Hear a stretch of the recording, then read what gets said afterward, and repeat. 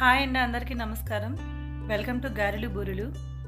ఈరోజు recipe rose cookies అండి. Egg లేకుండా క్రిస్పీగా ఇవి ఎలా ప్రిపేర్ చేసుకోవాలో మనం ఈ వీడియోలో చూద్దాం. వీడియోని స్కిప్ చేయకుండా ఎండ్ వరకు చూడండి. ముందుగా ఒక గిన్నెలో 2 కప్పుల వరకు బియ్యం పిండి, 1 కప్పు మైదా, 1 కప్పు పంచదార, కొద్దిగా సాల్టు, యాలకుల పొడి ఇవన్నీ వేసుకొని కొద్దిగా వాటర్ పోసుకుంటూ, ఒకేసారి ఎక్కువ వాటర్ పోసుకోవద్దండి, అది మళ్ళీ పలచగా అయిపోతే మళ్ళీ మనకి కుకీస్ సరిగ్గా రావు. కొద్దిగా వాటర్ పోసుకుంటూ బాగా కలుపుకోవాలి. పంచదార బాగా కరిగినంత వరకు బాగా కలుపుకోండి. పంచదార బాగా మెల్ట్ అయిపోయిందండి. మనకి క్రీమీ స్ట్రక్చర్ అయితే రావాలి.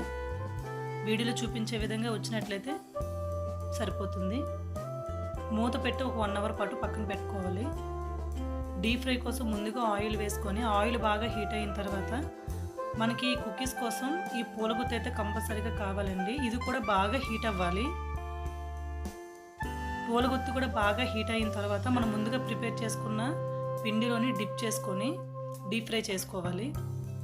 ఇది డీప్ ఫ్రై చేసేటప్పుడు పెట్టగానే ఒక 5 సెకండ్స్ అలాగే వదిలేయాలి. ఆ తర్వాత పూల గుత్తును కుదుపునట్లయితే మనకి సెపరేట్ అయిపోతుంది. అలా సెపరేట్ అవ్వకపోతే ఏదైనా పుల సహాయంతో సెపరేట్ చేసుకోవాలి. ఇది లైట్ గోల్డెన్ బ్రౌన్ కలర్ రాగానే తీసేసుకోవాలండి. ఎందుకంటే మనకి ఫ్రై అయిన తర్వాత కలర్ బాగా చేంజ్ అయిపోతుంది. ఇది మనకి డీప్ ఫ్రై అయ్యేటప్పుడు మెత్తగానే ఉంటుంది. మెత్తగా ఉన్నప్పుడే మనం తీసేయాలి. సేమ్ అదే ప్రాసెస్లో మిగతా పిండిని కూడా మనం ఇలా ప్రిపేర్ చేసుకోవాలండి. గుత్తి బాగా హీట్ అయ్యే కొద్దీ మనకి ఆ పువ్వు అనేది విడిపోతూ ఉంటుంది. ఇట్లా గోల్డెన్ బ్రౌన్ కలర్ రాగానే తీసేసుకొని ప్లేట్లో పెట్టుకోవాలి.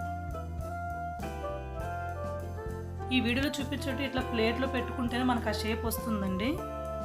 అలా కాకుండా మనం మెత్తగా ఉండేటప్పుడే తీస్తాం కాబట్టి ఒకదాని మీద ఒకటి పెట్టినట్లయితే ఇలాగ ఈ విధంగా వంకలైతే వస్తాయి.